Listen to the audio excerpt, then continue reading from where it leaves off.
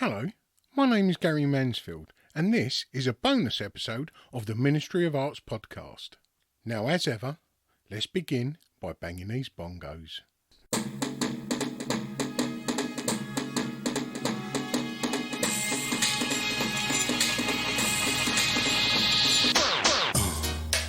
Yeah, right. Crazy. Hello and welcome to this bonus episode of the Ministry of Arts podcast, bonus episode number 25. The bonus episode is shorter than the regular episode and designed to target a specific subject, be it an exhibition, the artist himself, or any arty occasion really.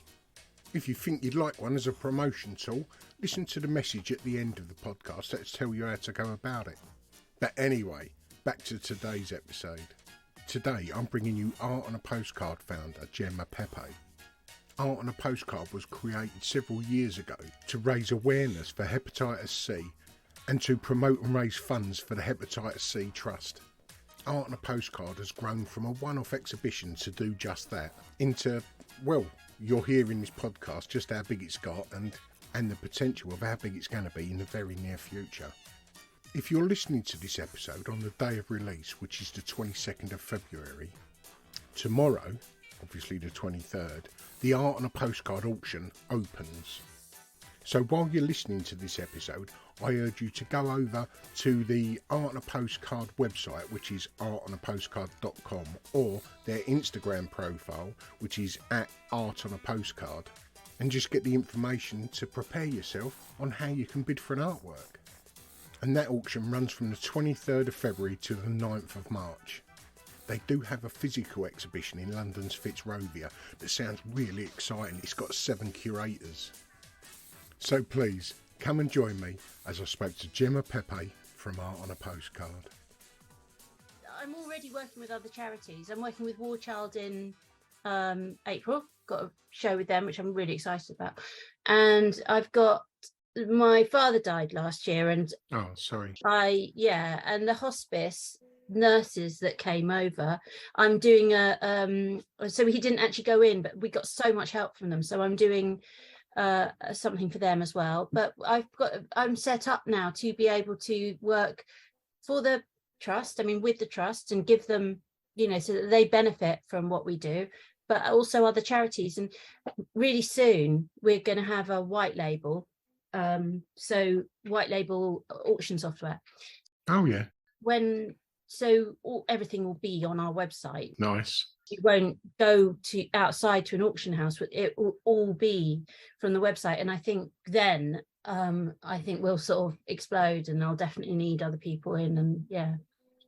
At the moment, it's a balance between needing to pay people and needing to, give the money, get the money that we come in. Obviously we raise money for people. So it's a balance. So we do prints and we do other stuff so that we have core funding. But yeah, I'm a trustee for a couple of charities, so I do have a little understanding of the workings of a charity. Yeah. And charities. do you know Cursler Arts? It's a prison arts charity. No. It sort of runs along with what you're doing at the moment. They have an exhibition each year. They have an exhibition of prison art each year that's held at the Royal Festival Hall on the London South Bank. This year, they had Ai Weiwei as their curator. Oh, wow. It doesn't really get much bigger than Ai Weiwei in the prison art realms, I'm really impressed how you got him. Before, they've had Sarah Lucas, Anthony Gormley, Grayson Perry. Those are really good names. That's kind of also, I know it's a bit selfish of me, but the kind of why I wanted to work with other charities too, because some people are turned off by Hep C. Yeah. And I noticed that doing War Child, the caliber of artists I was able to get. Not that we've had some brilliant artists for Hep C. Don't get me wrong there, but then you'll get your artists that go, that's not my charity. So it's nice to be able to work with a variety of charities so that you can work with a variety of artists. What's the other charity you work with? It's one called the 16 Trust. It's a small charity, a very fledgling charity, and it's run by Lee Cavalier. He's a curator. Lee Cavalier. I'll look him up because I'm looking for curators at the minute. It's just to broaden the horizons of school leaving age people within the arts and just show them what's accessible, you know. The charity sector is a beautiful area to work in, but it does have its challenges, doesn't it? It's a lot of challenges, mainly money, but yes, it is a good sector to get into. I was in music before, and I was an agent. I mean, I hadn't actually worked for a little while before I started at the trust. I stopped work when my son was 8, and because I didn't really know what was wrong with me. I was always tired, and there was something deep, but I knew there was something really going on, but I didn't know what. And I stopped work before I found out that I had Hep C. I went on a health kick before I found out I had Hep C. But yeah, so the difference between working, because I was an agent for British DJs, so I could literally go anywhere in the world, and I held all the power. So going from that to always having your hand out and having to be the one like with nothing and going, could you please, was quite a leveler, actually. I don't know much about hepatitis C, to be honest, but I mean, I don't know if you know my background, but I spent a lot of time in prison, and it was pretty much rife amongst the drug users in there. So rife, yeah. But if you weren't using, you couldn't get it. Yeah, that you're right. So basically, yeah, it's blood to blood, and only blood to blood. It's not other body fluids either. Yeah. So kissing is fine, and having sex is fine. It's just blood. And you'll get that with a blood transfusion, or you'll get that with using drugs. And I think the trust, what their challenge has been over the last few years is not so much, finding the drug users with it. If you're a drug user, you pretty much know about hepatitis C. Not so much when we first started, but definitely now. I mean, you can't not. Yeah. But the people that the challenge to get to, and this is where Art on a Postcard is quite good actually, is sort of the middle classes that went to university. They might have had an accident, or they might have used drugs once, which is really common, and it only takes that one time, with a needle. So contagious. It's just so contagious. It's much more contagious than HIV. And people said that's because it lives outside the body longer, but that's not it. It's because in a drop of blood, there is so many more copies of the virus than HIV. So it's very, very contagious. So yeah, it's that's the challenge, is getting the people, because those people are in danger. They're in danger of just suddenly dying, because some people don't get symptoms. I mean, some people do. I did. I was one that got bad symptoms, but a lot of people don't, especially men. They even if they get symptoms, they don't go to the doctor. Got a brother that nearly lost his foot because he just wouldn't go to the doctor. Because we know best, right?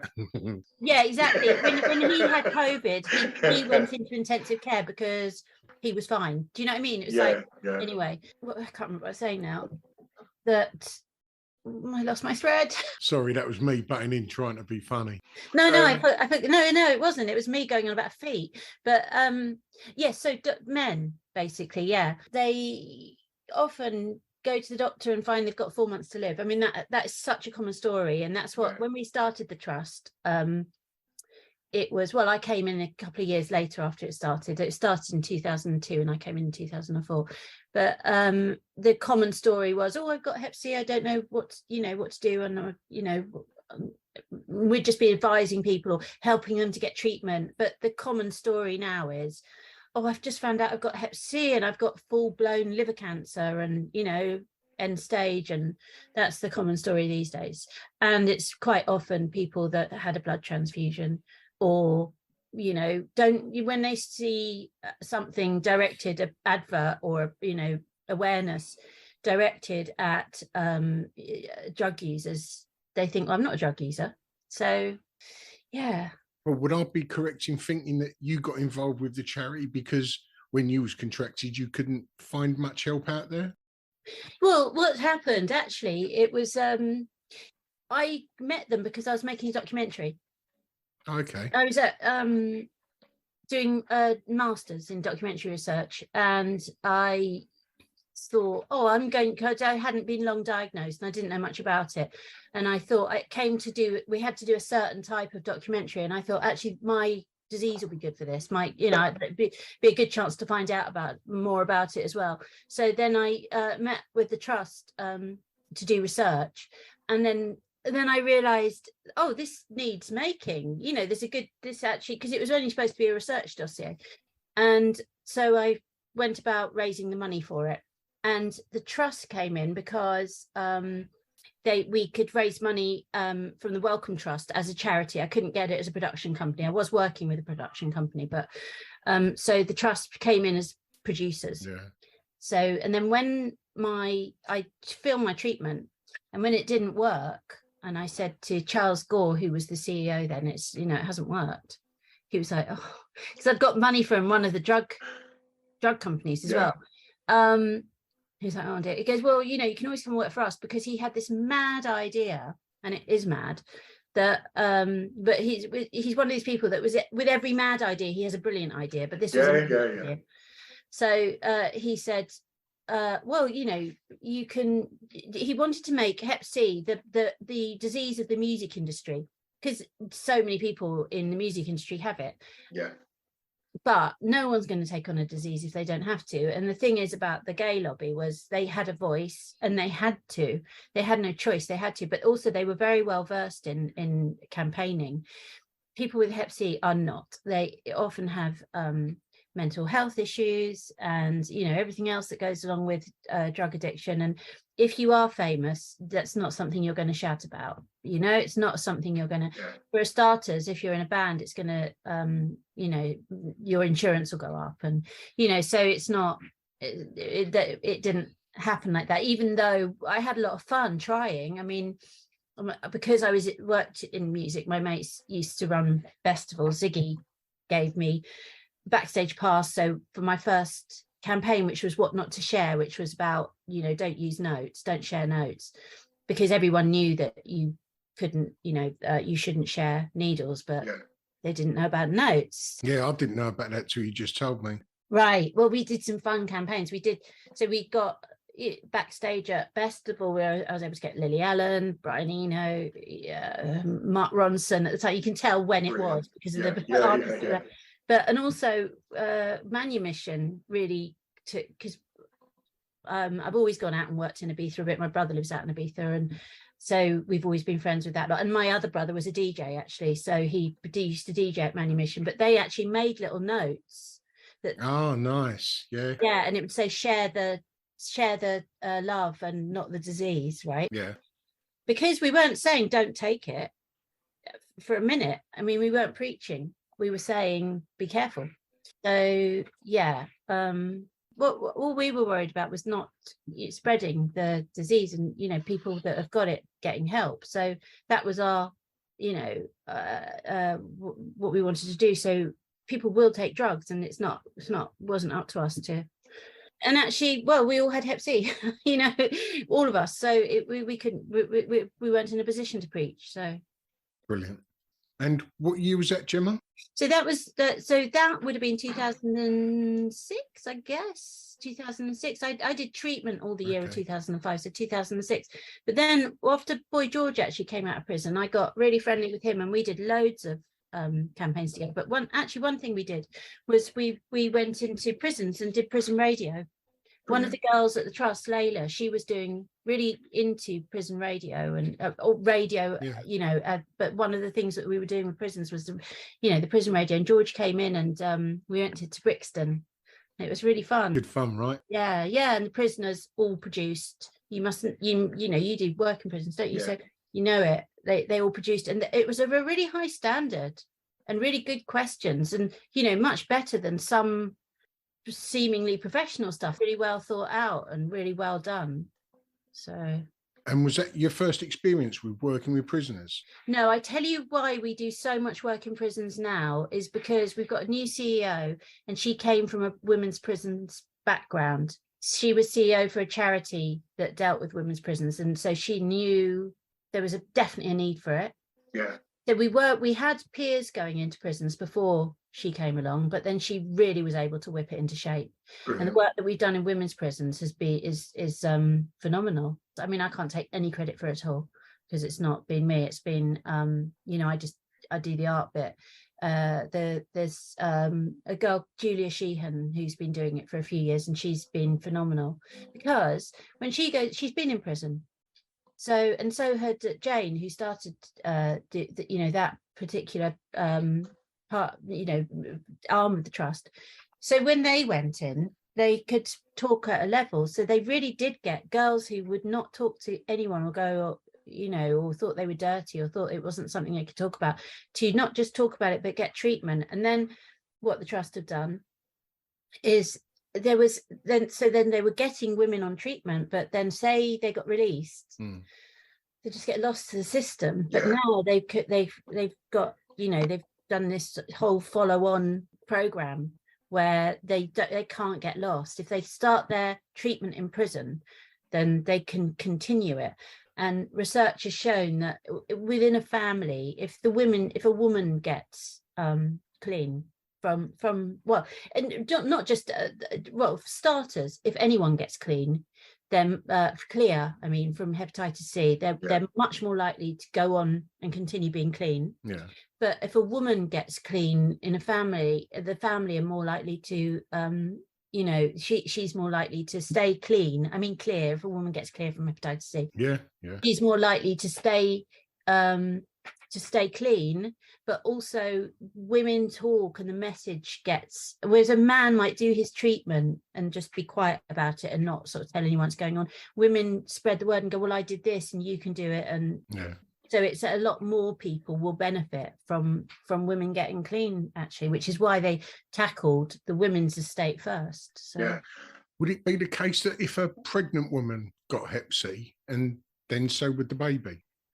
No, not necessarily. There's only a 5% chance of that happening. It's a very, very small percentage, but it is a risk. Yeah. You don't necessarily share the blood, but we don't know if it crosses the placenta. Yeah. Or they could quite easily catch it at birth. Yeah. So when they're being born, cuts and especially if they've been born via ventouse, your blood could mix. You mentioned about you and your brother being in the music industry. Yeah. Was there creativity in the home growing up? Yeah, my dad was an artist. Oh, superb. In what field? He was a fine artist, painter and illustrator. Yeah, he went to the Slade, but he also, his bread and butter money didn't come so much from painting, although he did do commissions, but he did illustration. Okay. Yeah. The latest art and a postcard auction starts on the 23rd of February. Could you tell us a little bit more about that? So we've got 7 curators, 7 female. It's just the first time I've done this. I normally do the whole lot myself. Yeah. And so it's been really nice having, because we're doing more and more and more, it's been great to have other curators come in and bring in some fresh art. Yeah. Names that I haven't known about before. So we've got Beth Greenacre, who was David Bowie's curator. Oh, yeah. So she was, I worked with her first at Albright when we did our first women's auction. She's a curator there. And we've got Lee Sharrock. Oh, nice. Yeah.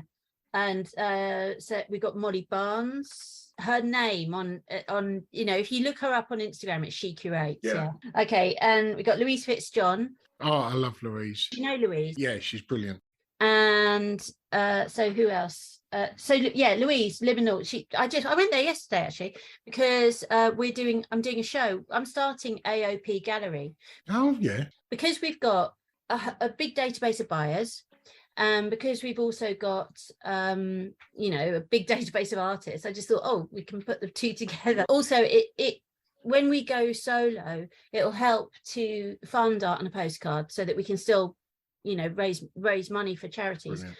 So so we're doing a show there, and in her tiny little gallery. It's really tiny, but it's really excellent, and her shows are so good. She really shined at Jealous. Yeah. She's really come into her own because every show is completely different and really interesting. So anyway, so we got Louise and Beckle Patty. Do you know Beckle? No. She's brought on some very interesting women, but she's another curator, PR as well. And Carrie Scott. Oh, okay. I met her during Photo London because she was working with Nick Knight, but she's also responsible for the careers of all sorts of up and coming artists like Walter and Zoniel. And who else? I can tell you there's so many names. Oh yeah, Kim McCarthy and Bindi Vora. Nice. Yeah, so she's and who else? Sandra, who works with me. I'm really sorry, that's my mum texting me. You're quite all right. So Sandra DeGeorgie works with me. She's been working with me for the last year and a half, and I thought I'd give her a little auction to cut her teeth on. Oh, why not? Yeah, she goes out all the time. She's always out at private views, and so she comes across lots of new artists, and I thought it'd be nice to, Brilliant. So have I missed anyone out? I don't think I have. So you have several curators. What is their role within the exhibition? So each curator has curated their own little auction. Yeah. And each auction is going to run separately but concurrently. Oh, okay. So yeah, so when at the private view, you'll see all their shows. They all had to get between 20 and 25 artists. And they've all really, I mean, the work that they put into this is brilliant. And the artwork is really interesting. And then the way the auction will happen, so it'll be online for 2 weeks, and then on the last day we'll stagger it. So I think Molly's finishes first, and then maybe Lee's or Backles. They're staggered each hour. They're staggered. So yeah, and they've each got, I suppose, about up to between 25 and 40 works in each one. Yeah. They're online at the moment. You can see them on our website. The auction collective is we're still putting that one together, but it's and there's been some really good surprises. Like, for example, Beth has bought she's my new favorite artist, Caroline Zermley. Have you come across her? No, I've not. She does these very kind of she does sort of glamorous women, sort of but little close-ups of glamorous women. That might be their cleavage, it might be their handbag, it might be just their eye, but she does it in nail varnish. Oh wow. It's brilliant. I mean, before I knew it was nail varnish, I was like, oh wow, nice. Wow, she's great. But then seeing that it was nail varnish, whoa, this is amazing. So she's based in America, and when they turned up, she packed them up really carefully, and when they turned up, that was when we have our auctions, it's like Christmas every day in the office. All this great artwork's coming in. And then who else? Jasmine Manbridge. She's in whose auction? She's in a couple, because a couple of them are similar women, the same women. So what we did was just spread them across 2 auctions if they did that. So we've got Jasmine Manbridge, who I really like, got Sarah Berman, who we've had before, but I'm really happy to have again as well. Jill Rocker, who's a bit of an art and postcard favourite as well. Who have we got that's new, that's amazing? Well, Caroline Zermley, and let me see. Right. Sorry about all the paper. Catherine Acaintra. I might have pronounced that wrong. I don't know that name. That she's also from Beth. I probably pronounced it wrong, but she's got work in the Tate. And well, Walter and Zoniel, I've wanted to have them along for a while, but not, they haven't answered me, so that's really good. Got Anne Desmet, who's a Royal Academician. Nice. And again, she's another one. Oh, I know, Urim Goff. Have you come across her? No. She's actually a textile artist, but oh my goodness, her work is so excellent. I mean, it's really it's very different, and she's painted on a postcard what she would do on her ceramics, but her ceramics are difficult to describe because they're just sort of quite odd shapes, but with these really interesting sort of paintings on, but also you can see the pencil. They're very delicate. Yeah, nice. Yeah.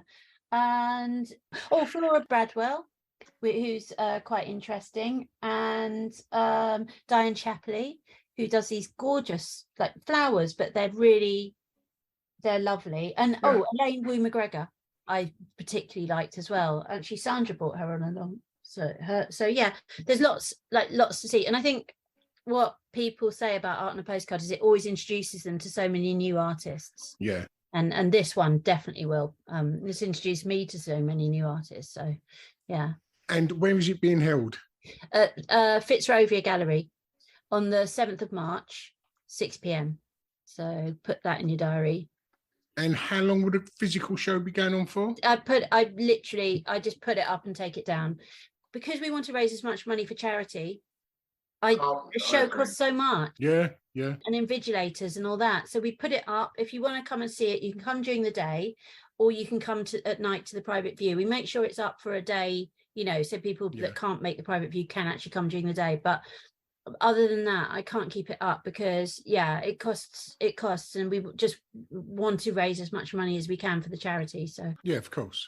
But you can bid on them from the 23rd of February, right? Yeah, absolutely. For 2 weeks, you've got 2 weeks. So, you've got a lot of time there to browse the website, to look at the catalogue, to come along and see them in person. Because what I find as well is a lot of people, they think they know what their favourite is, and then it changes when they see them. Yeah. So, yeah.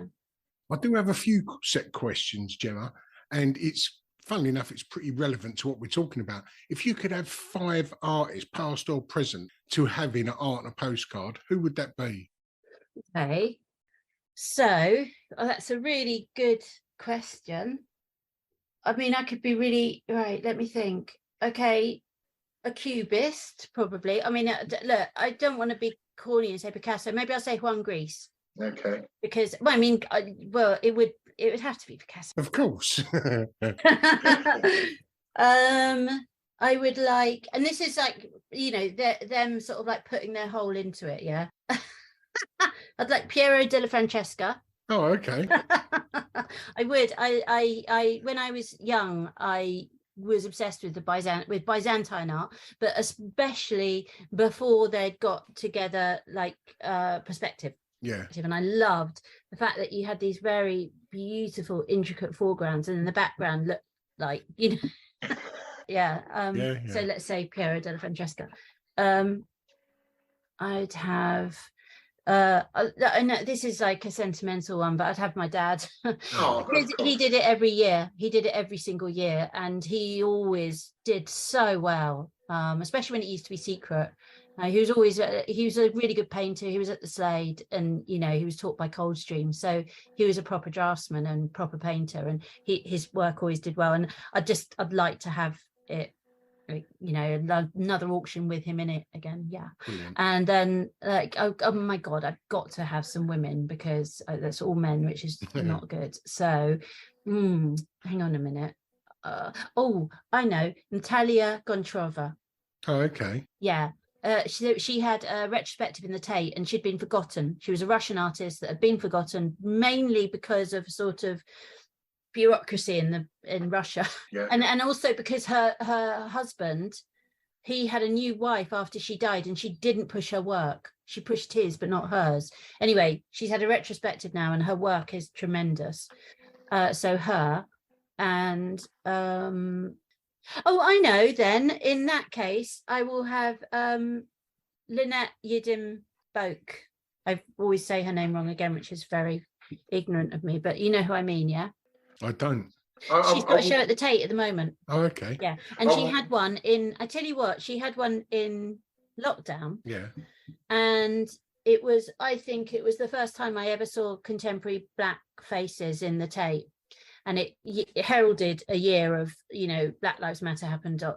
Lockdown, and it heralded, after that, became commonplace to see contemporary. Obviously, I've seen, but a contemporary black face hanging in an art gallery now is commonplace, and which is a really great thing. And rightly so. If you wasn't within the arts, Gemma, what do you think you'd like to be? I'd be a lady of leisure. I mean, I don't know. I can't think of another job I'd like to do particularly, because there isn't really one. I've just, it's always been something creative that I've been interested in. But I think, I was going to say, could I write scripts? But that would be within the arts, wouldn't it? I would like to just go and visit art galleries, and I would like to go to the gym. That's what I'd like to do. I'd like to have time to go to the gym and go to yoga studios. That's quite a good one, because you'd be out in, I know, I'd be a gardener. Yeah. I'd be outside and I love gardening. And that's another thing I learned in lockdown. I was just about to ask if that come about during lockdown. Hopefully. Yeah, like myself. I'd never had an interest in it before lockdown. And suddenly, because you had time to watch things grow, I think it was, and appreciate them growing. And, I think that made the difference for me, really, actually sort of, growing things and watching them. But yeah, I mean, I used to be allergic to Gardener's Question Time. Whenever it came on, I'd turn it off straight away. But now I listen to it. Brilliant. Well, that's really quite relevant to what we're talking about, because a charity, just like any subject, the moment you stop and give it a little time, then, yeah, you learn from it and become interested in it. Yeah, that's why documentary makers are lucky, because they get to learn so much about a difference. They're always immersed in whatever it is they're filming, and they become knowledgeable about so many different things, but they're almost expert because they spend so much time, going around doing, it could be like, filming a documentary about De Beers 1 minute and orphans in Romania. Yeah, try and make a link between those two. Yeah, exactly. And could you tell us where people can find what Art on a Postcard do, be it website or social media? Yeah, it's artonapostcard.com, and we are at Art on a Postcard. We're really easy to find. Just stick in Art on a Postcard wherever and you'll find us. We're not on TikTok, actually. I'm wondering whether we should be, but anyway, we're not. We're on Instagram, very lively on Instagram and Facebook. So, but yeah, so we're on Instagram. We post up new works every day. Nice. Of the auction, and on our website you can see the whole auction. You can also see we've got lots of prints as well that we've got the whole of the Benign alphabet. Oh, nice. That we just got like quite recently, just before Christmas. Yeah. And we've got lots of like really cute Sarah Pope prints and all sorts of things. Yeah. So brilliant. It's worth a rummage. And if you could just give us a little rundown of the up and coming dates of the auction and it's the 23rd of February till the 9th of March online. It finishes on the 9th, and you can come and see us at the Fitzrovia Gallery. Brilliant. In the West End in Fitzrovia on the 7th of March at 6 p.m. Okay, so, and we'll have drinks. We're being sponsored by Pink Diesel. I know it sounds crazy, but apparently it's a really lovely wine, and Sandra actually sorted that one out, and it's quite nice. What I would just like to say is that the thing about our auctions is you really will find up and coming artists that for a really low price. And I sort of liken it to, if you live in London in small spaces, which we do, and you want to be a prolific art collector, you can be, because you could have a really amazing collection of small pieces by huge contemporary artists. Now, I know some of them go sort of, into the stratosphere quite quickly. Like we had, Andrew Cranston last year, his two went for 17,000, but not the case at all with them, with other pieces. So, you can get a contemporary piece of art for less, and it's good because it democratizes the art world. I've got loads of artists that were in Frieze doing my auction this year. I went to Frieze and I did loads of research and I contacted all the artists, and I've got lots of them doing our auction. So you can have a slice of those of these huge artists from Frieze for not very much. But I think the other thing is, if you're just an art student, we're interesting, because if you're interested in learning about contemporary art and new artists, we always have new ones, so we're worth following anyway. So yeah, superb. Well, I think that's all my questions asked, Gemma. Well, I've really enjoyed it. Likewise. Will you come along? Most definitely. Okay, Gemma, thank you for your time. You're welcome. Lovely to meet you. And likewise, have a lovely rest of the day. Thank you, and you. See you later. Bye. Ta-da.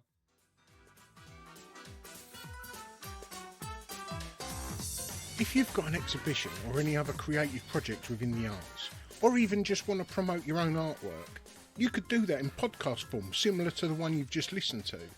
They start at a convenient price point that is comfortable for any artist working on a budget.